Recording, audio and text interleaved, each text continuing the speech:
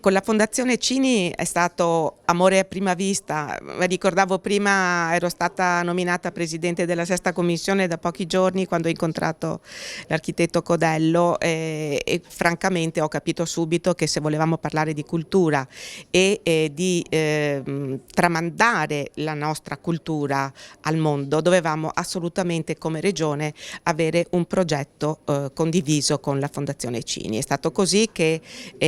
ho deciso di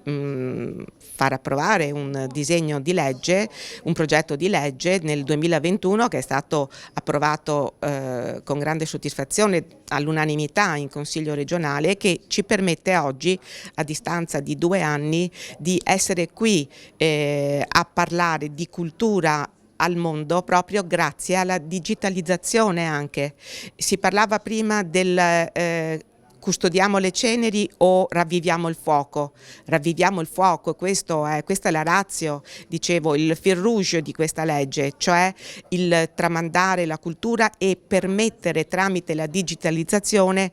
soprattutto alle nuove generazioni di venire a contatto con quella che è la cultura, ripeto, e non mi stancherò mai di ripeterlo, universale, perché la cultura unisce il mondo. Il suo scopo è quello di rendere accessibile a tutti, soprattutto i giovani, il grande patrimonio della Fototeca regionale del Veneto, che è alla Fondazione Cini, che raccoglie 60.000 fotografie del patrimonio culturale della regione, depositato nei musei Feltre, Belluno, Verona, Vicenza.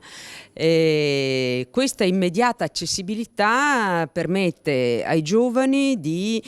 conoscere questo patrimonio, di studiarlo, di essere attratti dall'armeria del castello di Monselice piuttosto che dalla raccolta di monete o di reperti di Este,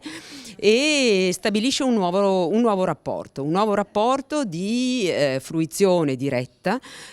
condivisa, ampia, a tutti i livelli, di facile utilizzo, proprio perché il portale della Fototeca Digitale è stato costruito appositamente su questi materiali e per ampliare e rendere disponibile a tutti questa accessibilità.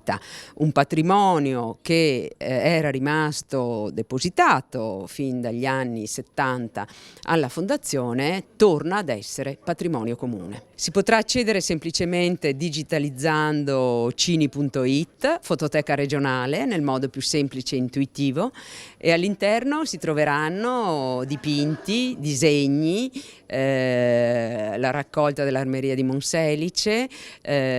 quadri, tutto ciò, monete, reperti archeologici, a seconda degli interessi del ricercatore, dello studente e quant'altro. Il tipo di percorso è immediato, intuitivo e allo stesso tempo rigorosamente scientifico, sia per l'acquisizione digitale delle fototeche, sia per la descrizione delle fotografie, i riferimenti fatti tutti secondo le linee guida del Ministero della Cultura.